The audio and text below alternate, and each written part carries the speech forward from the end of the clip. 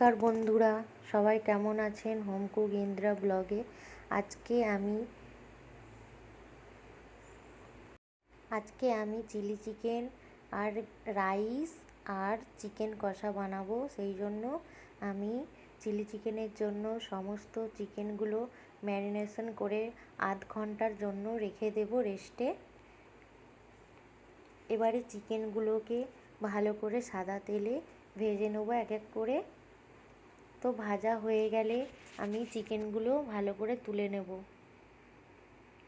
তো এখানে চিকেনটা ম্যারিনেশনের জন্য আমি আদা, রসুন, পেঁয়াজ, কাঁচা লঙ্কা বাটা দিয়েছি, আর sauce, chilli sauce, green sauce, tomato ketchup দিয়ে আর ডিম দিয়ে ভালো করে ম্যারিনেট করে রেখেছিলাম। কর্নফ্লাওয়ার, স্বাদ মতো চিনি, নুন দিয়ে ম্যারিনেশন করে রেখেছিলাম। এবারে আমি চিলি চিকেন বানানোর জন্য তেলের মধ্যে পেঁয়াজগুলো কেটে রেখেছিলাম, পেঁয়াজ আর ক্যাপসিকামগুলো দিয়ে দেব। এরপরে আদা, রসুন কুচানো, কাঁচা লঙ্কা কুচানো সব দিয়ে ভালো করে ভেজে ভেজে নেব।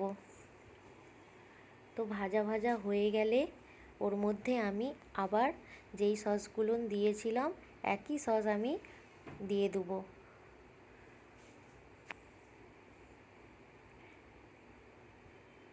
টমেটো কেচাপ, চিলি সস আর গ্রিন সস দিয়ে ভালো করে আমি করে নেব। এবার একটু স্বাদ মতো চিনি আর নুন দিয়ে দেবো।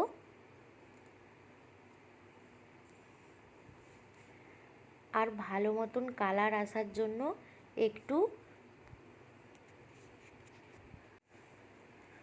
তো এখানে সয়া সসটা দিয়ে দেবো। সয়া সস দেওয়ার পরে এবারে আমার একদম চিলি চিকেন হয়ে আসছে।